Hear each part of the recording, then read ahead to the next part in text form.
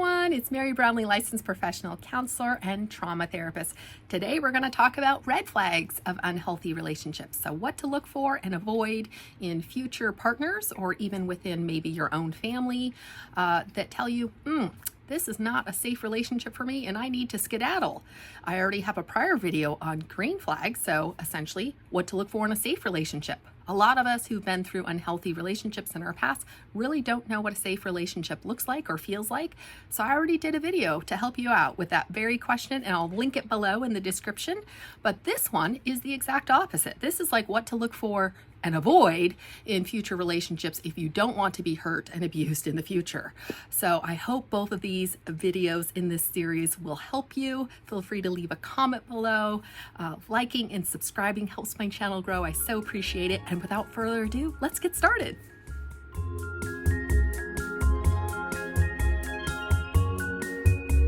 All right, number one in our list here is little to no tolerance for other people being different. This is a big red flag.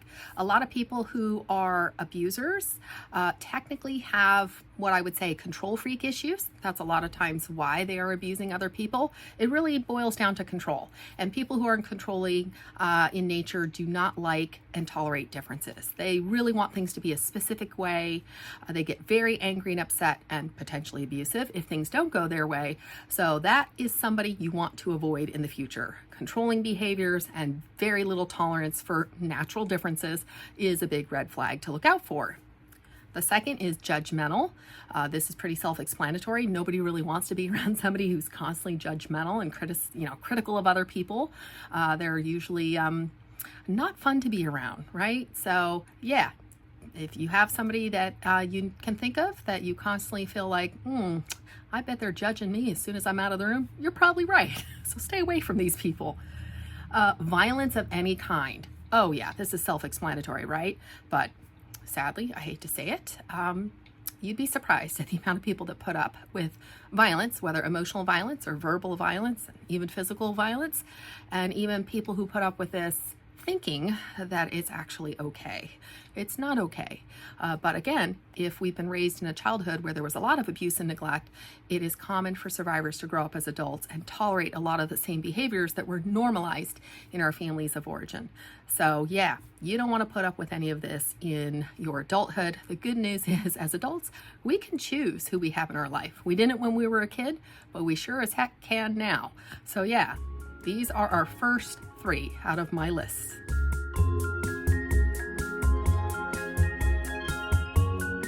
All right, the next 2, they withhold communication that is important, or stonewalling. So these 2 can be different or the same. So let me explain. A lot of people, again, control freaks, people who like to maintain control over other people and therefore are oftentimes abusive.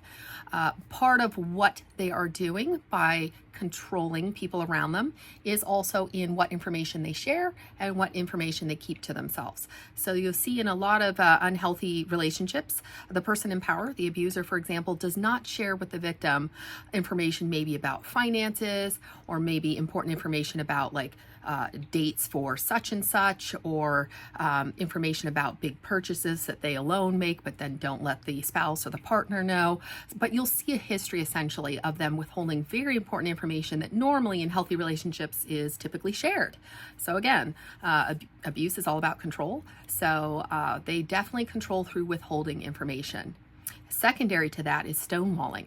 And stonewalling really is a form of silent treatment, but silent treatment done on purpose by withholding your affection and withholding your ability to dialogue and work through problems because you're mad and you want to control what happens. So you're going to shut down and not speak to the other person as a form of control over the other person. And I want to be very clear, this is different than getting emotionally dysregulated during some sort of argument and just needing time to cool down, but with full intention of like dialoguing about the problem after you're calm. That's not stonewalling. Stonewalling is really done on purpose to hurt the other person and withhold your love and affection and communication to work out the problem.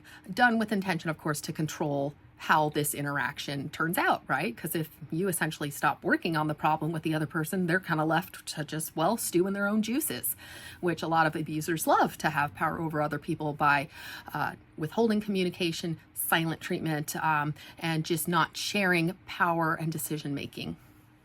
Number two, they make important decisions without communicating with you beforehand. This kind of goes with number one, and it relates to the experiences that not only have I had in my life, but I've seen a lot of my clients, is again, the abuser, or the person who's the control freak and likes to maintain power over other people, purposely withholds very important information that the victim actually needs to know, and maybe even has a right to know, actually, so that they can maintain power over this individual or individuals. So yeah, if you are in a relationship with anyone who does not communicate openly and respectfully and honestly about very important topics, big red flag.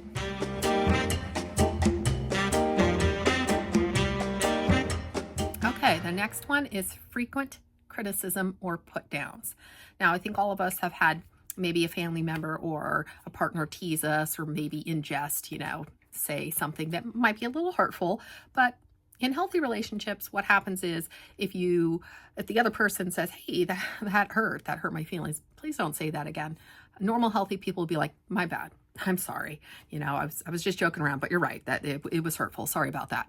Okay, that's a healthy relationship, right? Okay, so in abusive relationships, that doesn't happen. What happens is you'll see a pattern of verbal abuse, so like criticisms, put downs, kind of sneering at the person and putting them beneath you. And this is a frequent pattern of behavior, in other words. And not only that, they are certainly not remorseful or change their behavior when it's brought to their attention that that's hurtful. So abusers and people who like to maintain control over other people don't care about your feelings. Lack of empathy, shall we say. So that's another red flag. Contempt. So again, contempt is Dr. Gottman's one of his 4 horsemen of the apocalypse, which spell the end of days for relationships. Fabulous author and psychologist that I highly recommend. Contempt is different because contempt really has an energy of hatred, and like you think the other person in front of you is a piece of crap, and you're sneering and looking down on them as if they're just the worst piece of doo-doo on your shoe, So you get the sense. Different than maybe just some anger at your partner, for example, which doesn't have a feeling of like, I hate you and you're a piece of poop. All right, so I hope that makes sense. And contempt, by the way, is the #1 predictor of divorce from Dr. Gottman's decades of research. And I would say a pretty good indicator of any relationship ending is when contempt is flying fast and furious in a relationship. All right, and my last one here on this slide, controlling behavior and policing your thoughts, behaviors, personal decision-making. All right, I've talked about control a lot, but here are some areas in which you can see it manifest. Policing your thoughts. So that is something I see a lot of abusers do, is they presume to know other people's own internal worlds better than that person knows themselves. And you'll see them in a way manipulating through telling this person what they know about this person. And so this person could be trying to explain themselves like, no, that's not true.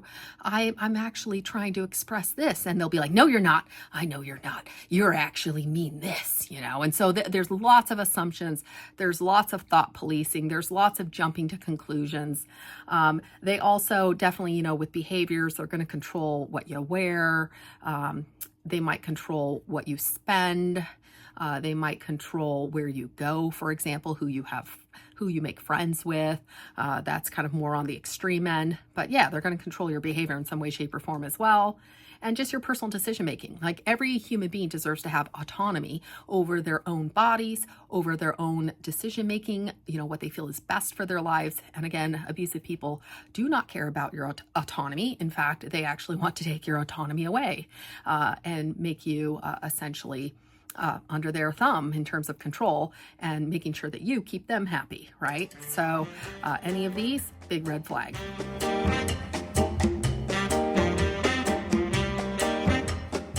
Okay, this next slide, I just realized upon reading it that I actually kind of touched upon it already. I do that sometimes. All right, so does not respect your autonomy. Yeah, your freedom of choice. We just spoke about that. projection and assuming things with frequency. So I did touch upon assuming things, but projection, it's its own special type of assuming things. What's interesting about projection, and really what that means, is whoever the person is, they assume other people are like them as well. So what this might look like is, say you have somebody who lies a lot. Guess what? They're going to assume everyone is like them and also lies a lot. So you might see them calling people liars, people who are definitely not liars, but they're going to assume that these people are liars because they themselves are the ones with the lying problem. So that's how projection works. And unhealthy people do projection a lot. They don't have a lot of insight, not only into themselves, but then this bleeds over into other people where they don't understand other people's inner worlds and they don't have a lot of insight into other people's inner worlds. So what they do is kind of this mental shortcut called projection and just assume and jump to conclusions that other people are like them. So if they're highly disordered, you're going to see them make accusations and jump to conclusions that other people are highly disordered as well. Don't fall for it. You're not highly disordered. The person who's projecting and abusing you is highly disordered, but you yourself are nothing like them. So part of our healing process is really standing our ground and standing in our own truth and not apologizing for that. Abusers don't get to project their own nonsense onto us. We know who we are and we can stand in that truth. All right. The next is unwilling to do their own work or go to therapy when there are significant issues. I see this all the time.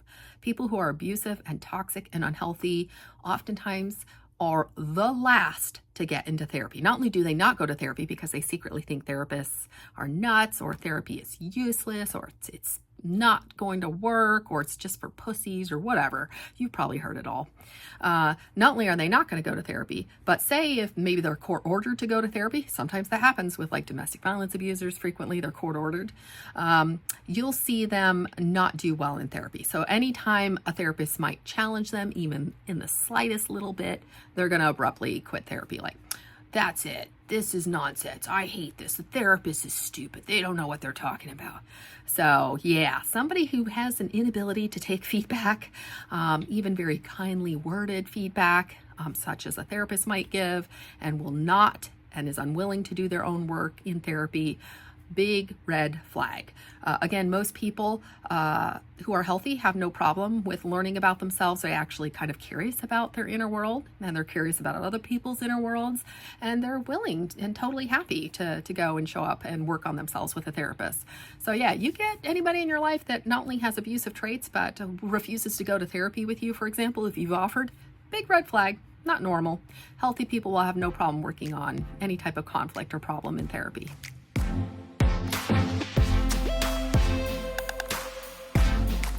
All right, here's the next 4. Emotionally unavailable. So that has its own flavor.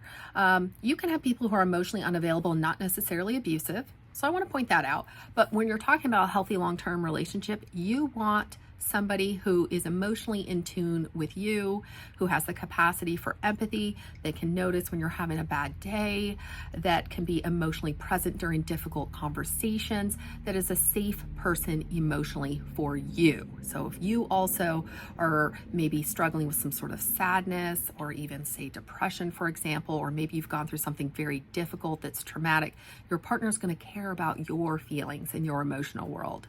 You want somebody who's emotionally available. A lot of unhealthy partners typically have their own childhood trauma, and so they're going to struggle with being emotionally available. I see this quite common. Again, not a problem normally if people recognize this and decide to go to therapy and work on some of their issues from their own childhood, then, this can totally be worked upon and healed. But for people, again, who not only are emotionally unavailable, but refuse to do the work required to improve the relationship, big red flag. Nobody wants to spend their life with somebody who essentially is checked out of the building emotionally all the time. It's a very lonely experience. Lack of empathy and kindness. Pretty self-explanatory, but I can say with pretty good frequency that people who are abusive and not just like have their own trauma and maybe some of their own behaviors that are problematic, but like true abusers, lack empathy. They really don't care about your inner world. They don't care about your feelings. They don't care that they've hurt you. They don't care about you. And so this is going to be a big red flag if you sense that this person lacks empathy, and God forbid they even have the extra step up of they're cruel and malicious on top of it. Oh my gosh, big red flag. So yeah, a healthy partner has empathy. They're kind. You can feel safe with them.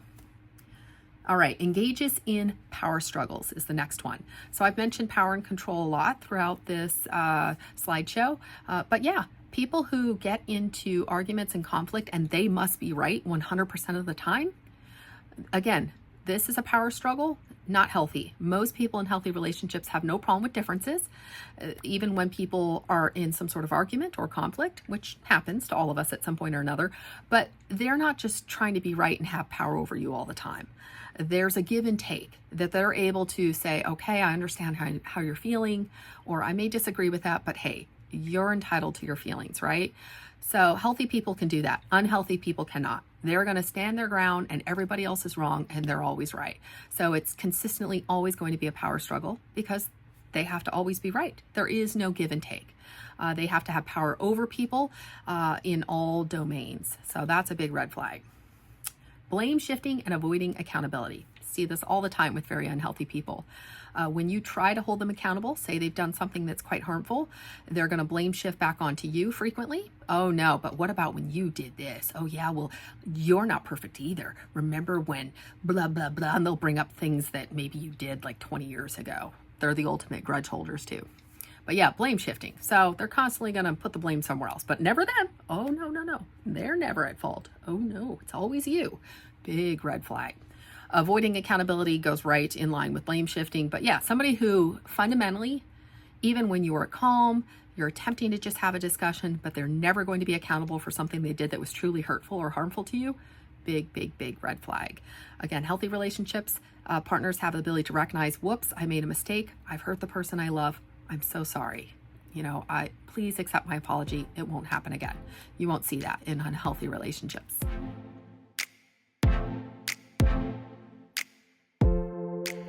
Okay, here's another thing I've seen quite frequently in toxic or unhealthy relationships, or abusers or narcissists especially, people who lie a lot. That's a big red flag. So if you're starting to notice lies, especially inconsistencies, and they keep adding up and the lies are piling upon more lies, big red flag. People who have a problem with the truth are highly disordered. Again, normal, healthy people have no problem with the truth, even if maybe they're wrong. They don't have a problem with going, oh, I was wrong about that. My bad. But people who are fundamentally dysfunctional lie, and not only do they lie about big things, but you'll see them lie about small, inconsequential things and do it frequently.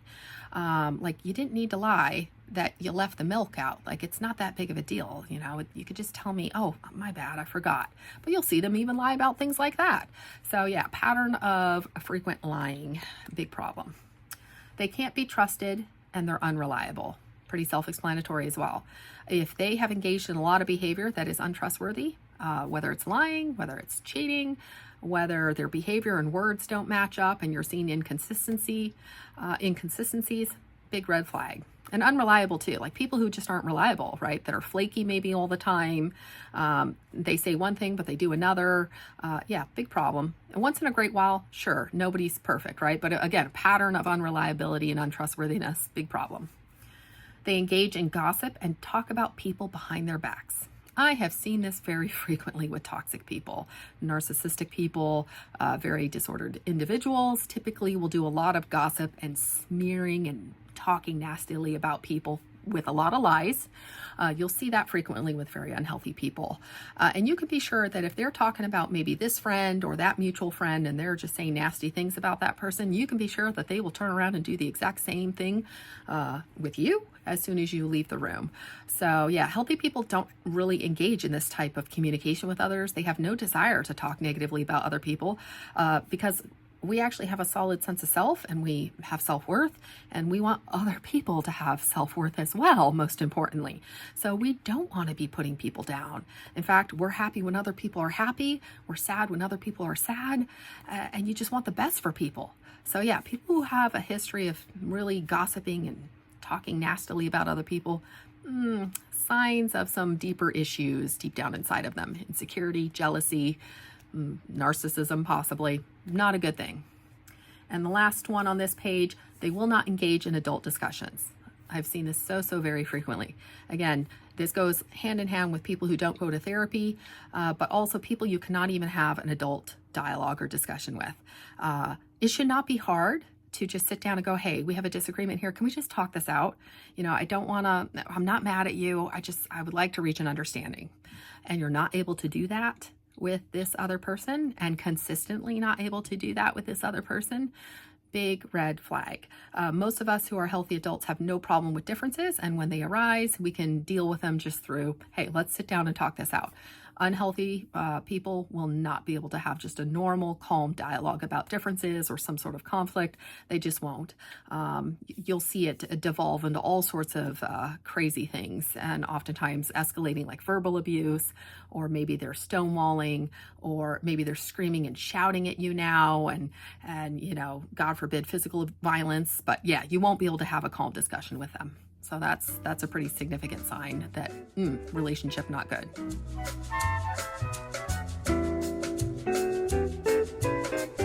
Okay, and my last page here, no reciprocity in the relationship, and you are doing all the work. That's pretty self-explanatory. Again, healthy relationships, there's a give and take. It doesn't mean that it's always necessarily 50-50, but the energy that you put into the relationship, you are receiving back from the other person. You can tell the other person values you. They're interested in having you in their life. You're not having to guess that you're loved by this person. It's obvious that they want you in their life. Reciprocity is huge. Unhealthy relationships have no reciprocity. If you find yourself running after the person all the time and trying to keep them happy all the time and doing all the emotional work all the time and making all the, get-togethers and reaching out to them all the time, big problem. Again, fundamentally unhealthy people, they're not capable of having this reciprocal type of relationship that is normal for healthy people. You feel unimportant and not valued in the relationship. This is very, very important. Fundamentally, at the end of the day, when we're in a relationship with another human being, I think we all want to feel valued and truly deeply cared about by the other person. And if you don't feel valued by this other person, why are you in this relationship? Time to move on. There are people in the world who will absolutely love and value you. Don't sell yourself short. You're worth so much more than that. And my most important key point that I made in my other video about green flags, you do not feel safe around them. In a safe and healthy relationship, you will feel like even your body will feel safe around the other person. In an unhealthy relationship, one of your biggest clues is, what is my body saying? And if your body has fight or flight symptoms like a racing heart or like sweaty palms, or your thoughts are racing and you just can't quite calm down, and you notice your heart's beating and maybe even you're shaking, if your body is telling you that you are in danger, it's because you are in danger. Pay attention to what your body says. If you dread hanging out with this person or this family get together or whatever, and your body literally cues up with an absolute sense of dread and panic before you've even gone, big red flag that this person is not good for you. How many of us have ignored our body's normal, healthy response to danger? How many years, right? And discounted it of like, it's just dad, it's, this will be fine. I'll be fine at this family get together. And then you go and it's like, it's not fine because it's never fine. Yeah. Stop doing that to yourself. You definitely deserve to feel safe in any human relationship. And at the end of the day, if you can't even have physical and emotional safety with another human being, time to end that relationship. You're worth so much more. And our nervous system is such an amazing, wise ally in our quest to find healthy relationships. So use it as your guide. Does my body feel safe with this person, or does it not? And let your body essentially guide you in and out of future relationships as needed. Thank you so much for watching this video. I so appreciate every single one of you, and I hope you found it helpful. And I appreciate it if you stuck to the end. Oh, that helps my channel grow as well, the watch hours and the watch time. So I really appreciate it if you made it to the end. You are my hero. And again, I'm happy to answer any of your questions. Feel free to put them below, and I will see you in the next video. Take care, everyone, and have a great evening. Bye.